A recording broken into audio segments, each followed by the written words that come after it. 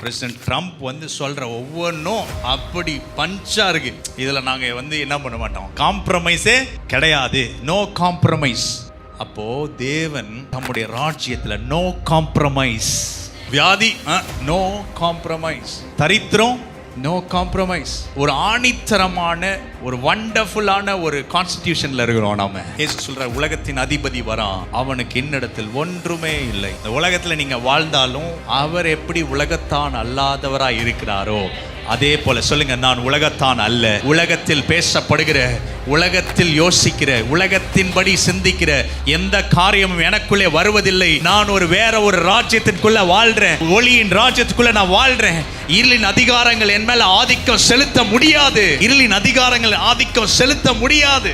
பிரிவினை எனக்குள்ள வர முடியாது. கசப்பு எனக்குள்ள வர முடியாது. வஞ்சகம், பொறாமை எனக்குள்ள வர முடியாது. ஏன்னா நோ காம்ப்ரமைஸ்.